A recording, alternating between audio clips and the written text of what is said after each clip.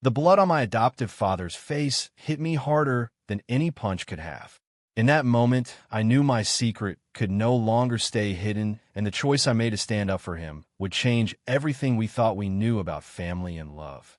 I stood frozen in the doorway of the small hospital room in our quiet Oregon town, the fluorescent lights buzzing overhead like angry bees.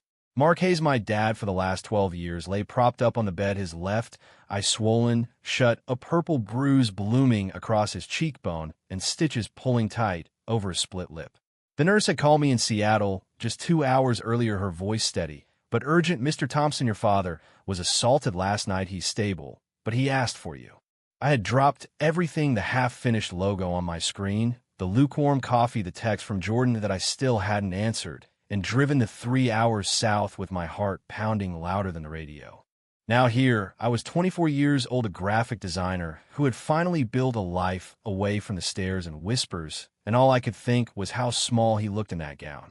Mark had always been larger than life, the 48-year-old high school history teacher who coached soccer on weekends and never missed a single one of my art shows, even when the other parents whispered about the single gay man raising a boy.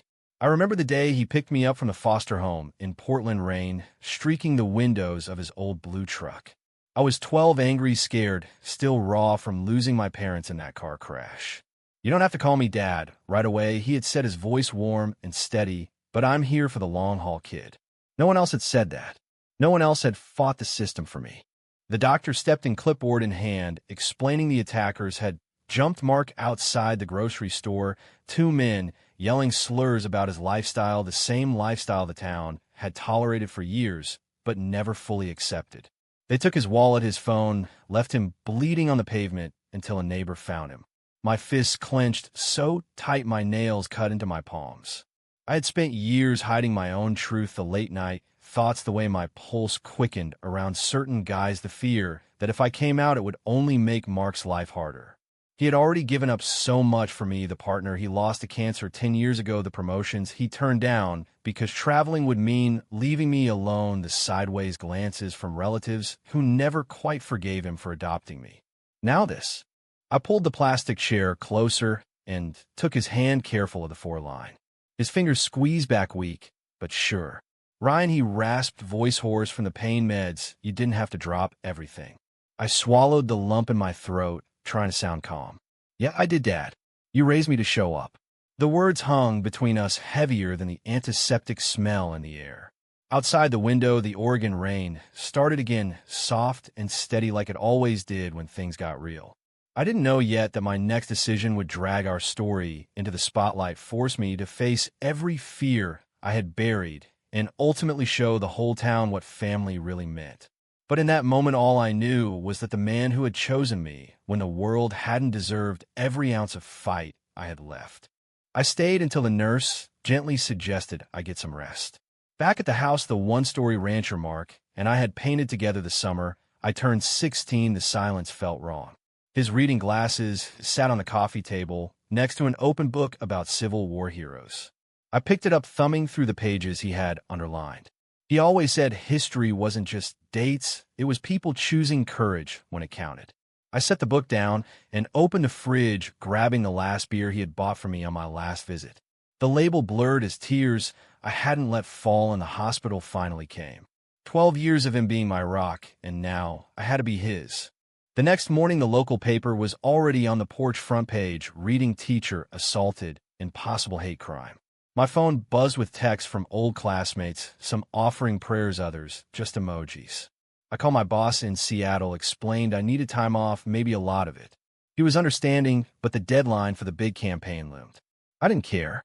I sat at the kitchen table, scrolling through old photos on my phone, one of Mark and me at my high school graduation, his arm around my shoulders, both of us grinning like we'd won the lottery. Another of us hiking the Columbia Gorge the year I turned 18, when he had finally told me the full story of losing his partner and how adopting me had saved him as much as he had saved me. Jordan texted again, "Hey, you okay?" I stared at the screen, my thumb hovering. Jordan, the quiet marketing analyst at my firm, the guy with the easy smile and the way he listened like every word mattered. We had been circling each other for months, coffee runs, late-night project talks, but I had never let it go further. How could I, when every time I thought about kissing him, I heard the old whispers from middle school Ryan's dad is one of those gays you know. I typed back, not really, dad, got hurt bad. Coming home for a while. His reply came fast, I'm here if you need to talk. I closed the phone and rested my forehead on the table. The weight of everything I hadn't said pressed down harder than the rain outside. By afternoon, I was back at the hospital with fresh clothes and the chicken soup Mark loved from the diner on Main Street. He was sitting up a little better, his good eye lighting up when he saw me. You look like hell, kid, he joked, voice still rough. I forced a laugh, setting the container down. Takes one to know one. We ate in comfortable silence at first, then he asked the question I had been dreading. Did they say anything else about who did it? I shook my head. Police are investigating, but you know how it is here. He nodded, staring at the wall. I never wanted this for you, Ryan. The stares, the questions, the way people look at us like we're a problem. I reached for his hand again. You never made me feel like a problem, Dad. You made me feel like I belonged. That night back home, I couldn't sleep. I walked through the house, touching the photos, the trophies, the quilt his late partner had made. Every corner held a memory of the man who had taught me to be kind, to stand tall, even when the world pushed back. And now the world had pushed back hard. I opened my laptop and started typing, not a design brief, but the first raw draft of something bigger. A statement. A promise. I didn't know it yet, but those words would become the spark that lit up our entire town and forced me to step into the light I'd spent years avoiding. The rain kept falling, but inside something was shifting, a quiet decision taking root. For the first time, I wasn't just Ryan, the adopted kid. I was Ryan, the son who would fight back. The drive back to the hospital the next morning felt longer than the 3 hours from Seattle. I kept replaying the police report the officer had emailed me at midnight, 2 suspects still at large, both with known ties to a local group that didn't exactly welcome diversity. Mark had been targeted because someone saw him holding hands with a friend at the coffee shop weeks earlier, just 2 guys talking, but in a town this size, rumors grew legs fast. I gripped the steering wheel tighter, my knuckles white. Jordan had called late last night, his voice soft with worry. You sound exhausted, Ryan. Want me to drive down? I'd almost said yes, almost let the walls crack, but instead I told him I was fine, just family stuff. The lie tasted bitter. At the hospital, Mark looked better, the swelling down, but the bruises still vivid reminders. He was reading the paper, shaking his head at the headline. They make it sound like I started it. I pulled up a chair. You didn't, and we're going to make sure everyone knows that. He set the paper aside, studying me with that teacher look, the one that saw through every excuse. You've got that determined glint, Ryan. What's going on in that head of yours? I hesitated, then told him about the statement I had started the night before. Not just for the paper, but something bigger, maybe a rally or a fundraiser for the LGBTQ Center in Portland. His eyebrows rose. You sure about that? This isn't your fight. It is now, I said, voice steady for the first time. You fought for me when no one else would. Time I returned the favor. He reached out, squeezing my shoulder the way he had the day I graduated college. Just don't lose yourself, kid. I smiled, but inside the words hit hard because losing myself was exactly what I'd been doing for years, pretending I was straight enough to blend in, dating girls in college who never felt right, keeping Jordan at arm's length. Back at the house that afternoon, I met with the police again. The lead detective, a woman named Rivera, took notes while I described every detail. Mark had shared the slurs, the kicks, the way they had laughed. She warned me these cases were tough to prove without witnesses, but they were trying. When she left, I sat on the porch swing, the same one Mark and I had built together, and called Jordan. This time I didn't hold back. He's my dad, Jordan, the only real parent I've ever had. And someone hurt him because of who he is. I could hear the concern in his voice. What are you going to do? I told him about the statement, the idea of going public. He was quiet for a moment, then said, I'm proud of you. If you need backup, I'm there. The words warmed something deep inside me, something I had kept locked away. That evening, relatives started calling. Aunt Linda from Boise, first her voice tight with disapproval. Ryan, this rally idea, it's just going to stir up more trouble for Mark. He's already the talk of the town. I kept my tone even. That's exactly why we need to speak up. She sighed the way she always did when Mark's sexuality came up. Your father chose that life. You don't have to choose it too. I hung up before I said something I would regret. The conversation replayed in my head as I cooked dinner pasta with the sauce Mark taught me to make. Choosing. That's what it came down to. Mark had chosen me. Now I had to choose him, even if it meant choosing myself in the process. The next day, I drove to the high school where Mark taught. The principal, a kind woman named Mrs. Ellis, met me in her office. "The staff is rallying around him," she said, "but some parents have questions." I nodded, understanding the unspoken part. "I want to help organize a community event, something positive." She smiled for the first time. "Mark always said you had his courage." By the time I left, I had a date for the rally 2 weeks away and a growing list of people willing to speak. Back home, I opened my laptop again, adding details, named stories. Jordan texted a photo of the Seattle skyline with the caption, "Thinking of you." I stared at it longer than I should have my thumb tracing the screen. For the first time, the idea of letting someone in didn't feel terrifying. It felt necessary. Nights blurred into one, another hospital visits, planning sessions, quiet talks with Mark about the past. He told me stories. I had never heard the fear he felt adopting a straight kid as a gay man, the nights he wondered if he was doing it right. "You were my light," he said one evening, his voice thick. "Still are." I told him about Jordan, not the full truth yet, but enough to see his eyes light up. "You sound good for you. Don't hide that on my account." The words lingered as I drove home under a sky finally clearing of rain. I wasn't hiding anymore. Not from him. Not from myself. The statement was almost done, and with it the decision that would either break us or make us stronger than ever. The weekend brought the first real test. A group of neighbors showed up with casseroles and awkward hugs. One older man pulled me aside. "Your dad's a good teacher. Always treated my boy fair. But this attention, it might not help." I met his eyes. "It might help more than you think."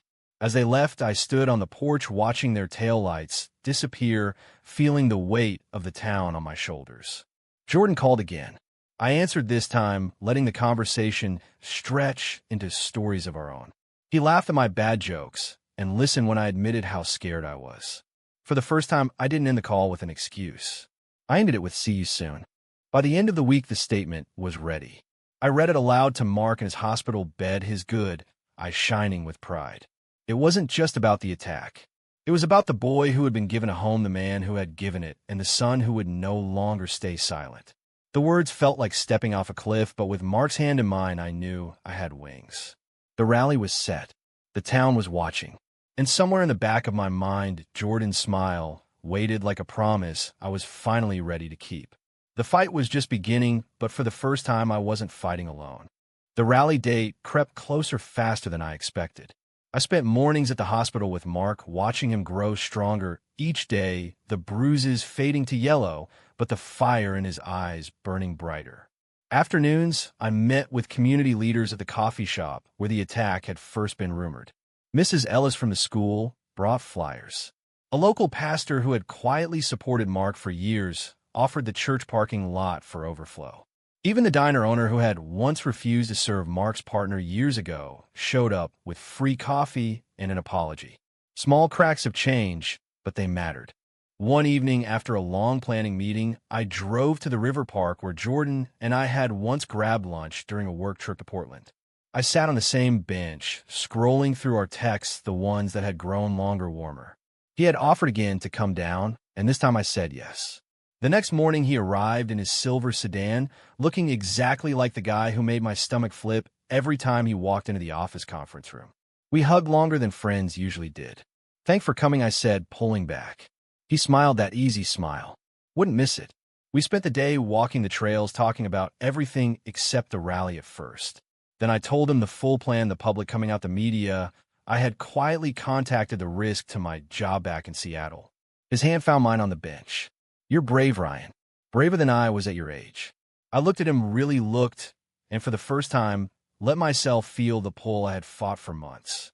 Back at the house, Mark greeted Jordan with a firm handshake and the same warm smile he gave all my friends. "You must be the one who keeps my boy smiling," he said. Jordan blushed, but laughed. "Trying, sir." The three of us shared dinner like it was the most normal thing in the world, Mark telling embarrassing stories from my teenage years, me rolling my eyes while Jordan soaked it all in. Later, when Mark went to rest Jordan, and I sat on the porch swing, the same one from my childhood, he turned to me, "Serious now. Whatever happens at the rally, I'm here. No pressure, just here." I leaned in, resting my forehead against his. That was all I needed. The next day, the first reporter called. A Portland news station wanted an interview before the rally. I agreed, meeting them at the hospital so Mark could be part of it. The camera lights felt harsh, but his hand on my shoulder kept me steady. I didn't come out on camera, not yet, but I spoke about chosen family, about the boy who found home in the most unexpected place. Mark added his own words, quiet but powerful. Love isn't a choice, but standing up for it is. The segment aired that night, and my phone exploded with messages from old friends, coworkers, even relatives who have been silent. Some supportive, some angry. Aunt Linda called again, her voice sharp. "You're making a spectacle, Ryan. Think about your future." I hung up feeling the sting, but also the freedom. Jordan stayed 3 days helping with signs, printing flyers, even cooking meals when I was too tired to think. On his last night, we sat on the back deck under string lights Mark had hung years ago. He took my hand again. "I care about you, Ryan. More than coffee runs and late projects. I care about the man who's willing to risk everything for his dad." I swallowed hard, then said it. "I care about you too. More than I've let myself admit." The kiss, when it came, was soft, tentative, like both of us testing the waters we had circled for months. No fireworks, just warmth and the quiet promise of something real. When he left the next morning, I felt steadier than I had in weeks. The week before the rally, tension peaked. A counter-protest group posted flyers around town warning about the gay agenda. Mark laughed it off from his hospital bed, but I saw the worry in his eyes. I spent hours on the phone with the police, ensuring security. Jordan called every night, his voice the calm in the storm.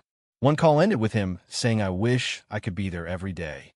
"I wish you could too," I replied, and meant it. The night before the rally, I sat with Mark in his room, now back home, the doctor having cleared him for discharge. He looked at me across the kitchen table, the statement I had written in my hands. "You don't have to do the full coming out part, son." I nodded, but my mind was made up. "I do, Dad. For you. For us. For every kid who feels different." He pulled me into a hug, the kind that said more than words ever could.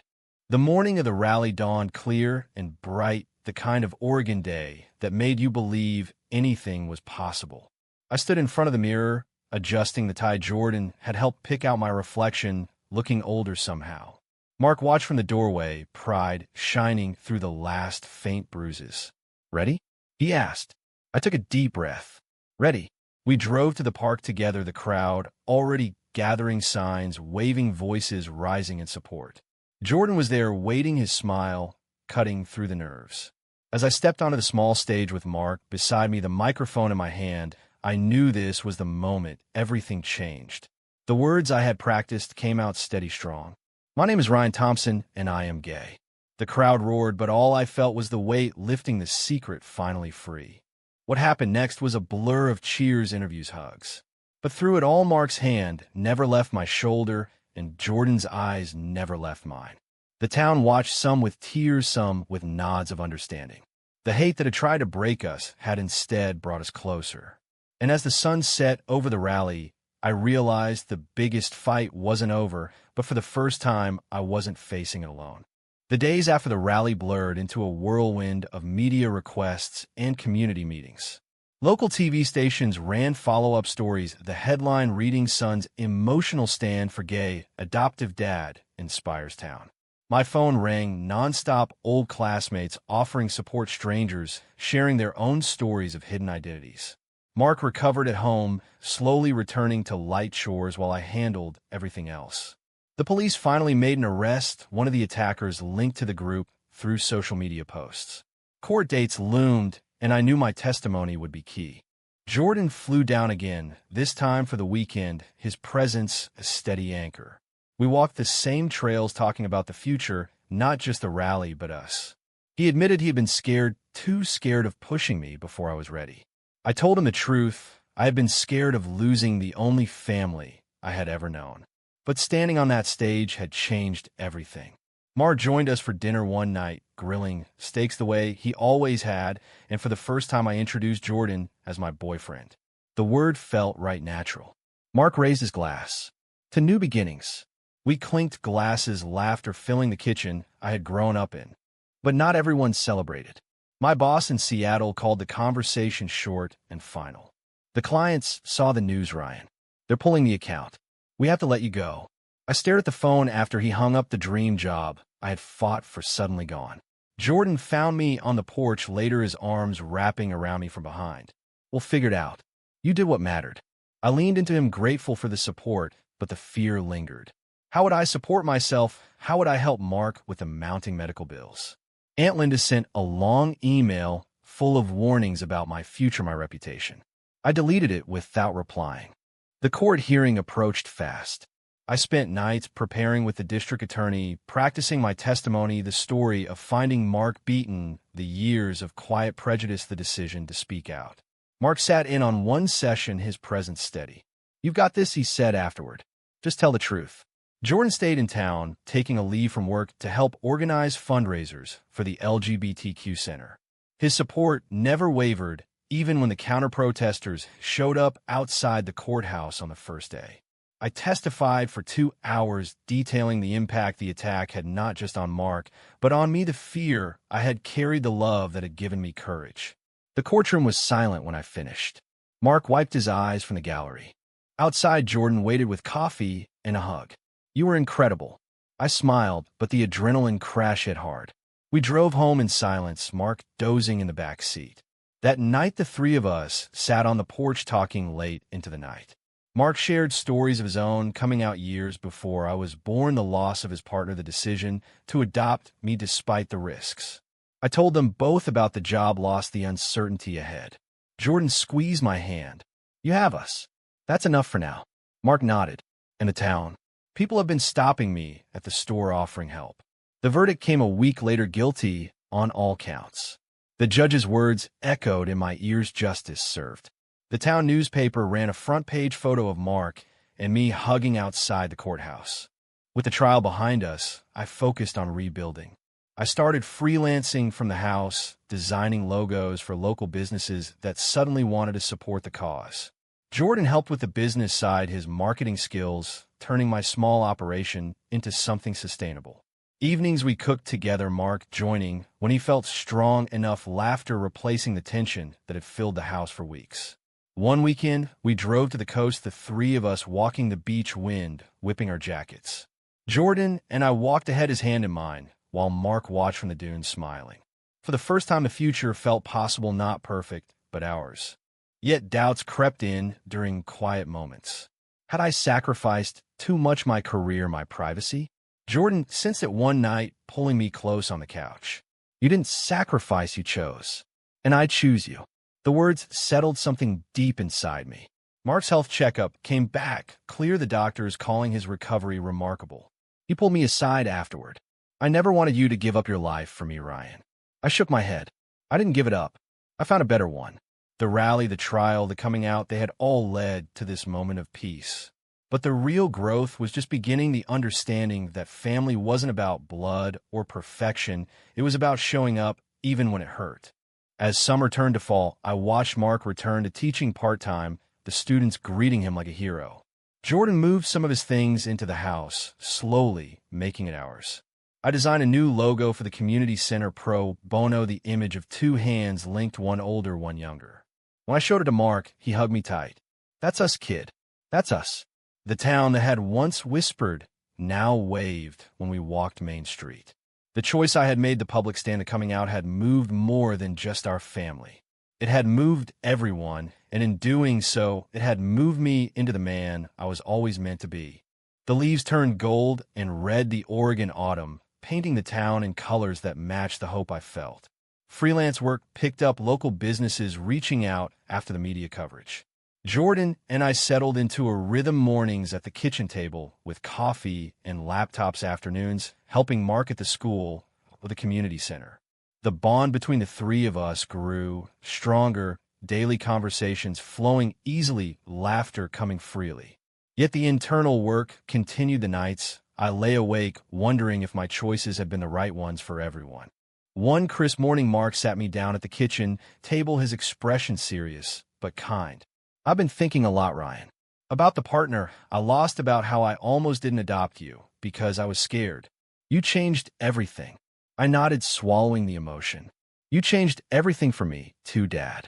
He smiled. "And now you're building something new with Jordan." Don't let fear hold you back there either. The word stayed with me as I met Jordan for lunch at the diner. We talked about the future, maybe moving to Portland together, maybe staying here to help Mark. His hand found mine under the table. Whatever we choose together. The community center asked me to speak again, this time at a fundraiser. I agreed, nerves fluttering, but excitement too. Jordan helped me write the speech focusing on the power of chosen family, the courage it took to stand up, and the healing that followed. Mark sat in the front row at the event, his pride evident. When I finished, the crowd rose in applause, many wiping tears. Afterward, strangers hugged me, sharing stories of their own journeys, sons who had come out, daughters who had found acceptance. One older woman pulled me aside. Your story gave me the courage to call my son. Thank you. The moment humbled me, reminding me why I had taken a risk. Winter brought new challenges, a snowstorm that knocked out power for days. The three of us huddled by the fireplace, Mark telling stories from his teaching days, Jordan and I cooking simple meals. The forced closeness strengthened us, conversations turning deep. Jordan opened up about his own struggles growing up in a conservative family, the fear that had kept him closeted until college. I share more about my adoption, the early years of feeling different. Mark listened, nodding. We all carry scars, but we don't have to carry them alone. The power outage ended, but the connection didn't. Spring arrived with new beginnings. I landed a major freelance contract with a Portland nonprofit, the work meaningful and flexible. Jordan proposed a weekend trip to Seattle to pack up my old apartment, officially moving him into our Oregon home. Mark helped us load the truck, his strength almost fully returned. At the new place, Jordan hung photos of the three of us, the rally, the trial, the beach. It felt like home. One evening, Mark joined us for dinner, his eyes misty. I never thought I'd see you this happy, Ryan. I hug him tight. I never thought I'd let myself be this happy. The town continued to change, small signs everywhere, the diner, adding rainbow, stickers, the school, starting a support group. Mark returned to full-time, teaching the students, greeting him with respect. Jordan and I volunteered at the center, our relationship growing deeper with each passing day. Doubts still surfaced, but they were quieter now, replaced by gratitude for the path that had led us here. The action I had taken to public stand, the coming out, had not only saved Mark, in many ways it had saved me too. Summer brought the ultimate test when Mark's doctor found a small shadow on a routine scan. The word cancer hung in the air heavy, but we faced it together, appointments, treatments, Jordan researching options, me by Mark's side every step. The fear was real, but so was the love. Through it all, the town rallied again, fundraisers, meals, prayers. My choice years earlier had built a community that now lifted us up. As Mark started treatment, his hand in mine during the first chemo session, he whispered, "Thank you for fighting for me." I squeezed back. "Always, Dad. Always." The months tested us, but never broke us. Jordan proposed on a quiet evening, walk, his words simple and true. "I want to build a life with you and Mark." I said yes, tears flowing. The wedding was small, just close friends and family under the same trees where the rally had been held. Mark walked me down the aisle, his steps strong, his smile wider than ever. As Jordan and I exchanged vows, the town watched, some from afar, but all with respect. The journey from that hospital room to this moment had been long, but every step had been worth it. The growth I had found wasn't just in coming out or fighting for justice. It was in learning that love asks for courage every single day. Mark's health stabilized, the shadow, nothing more than a scare. We celebrated with a family barbecue, the yard filled with laughter. Jordan and I danced under the stars, Mark watching with tears of joy. The man who had chosen me had been chosen right back, and in that circle of love, I had finally found my true self. Years later, the house in Oregon still stood strong, now filled with even more memories. Mark retired from teaching, but stayed active, mentoring young teachers at the community center. Jordan and I built a life that blended Seattle opportunities with small-town roots, my design studio, thriving, Jordan running a local marketing firm. The three of us gathered every Sunday for dinner, the conversations rich with laughter and reflection. The scars from that brutal night had faded, but the lessons remained. I often thought about the boy I had been, the one too scared to speak the truth. The man I had become stood taller because of the choice I made, the public stand that had moved an entire town. Mark never let a day pass without reminding me how proud he was. "You didn't just save me, son," he said one afternoon as we sat on the porch swing. "You saved us all." Jordan squeezed my hand from the other side, his wedding ring catching the light. And we saved each other. The community center had grown into a statewide resource thanks in part to the momentum from that rally. I spoke there often, sharing our story not as a tragedy, but as a triumph of chosen family. Young people approached me afterward, eyes bright with hope. "Your story gave me courage," one teen said. I smiled, thinking of the 12-year-old boy who had once felt so alone. That's why we tell it. Mark's health remained good, regular checkups, confirming the cancer scare was behind us. We traveled together to the coast, to Portland, even a trip to Seattle where Jordan and I had first met. At a family reunion, Aunt Linda finally hugged me tight, whispering I'm sorry for the years I didn't understand. Forgiveness came easy now the past no longer held power.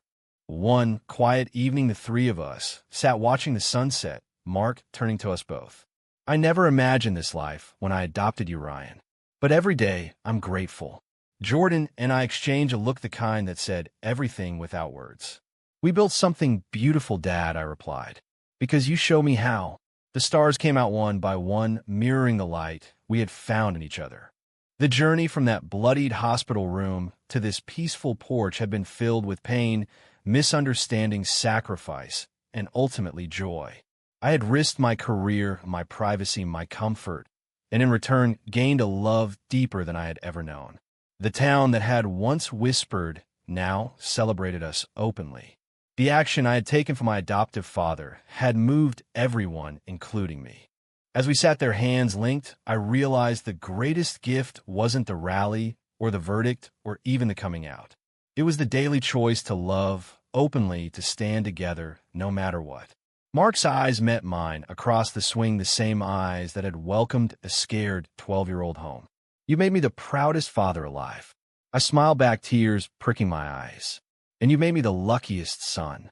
Life continued with its ordinary miracles, birthdays, anniversaries, quiet mornings. Jordan and I talked about adopting one day, passing on the legacy Mark had started.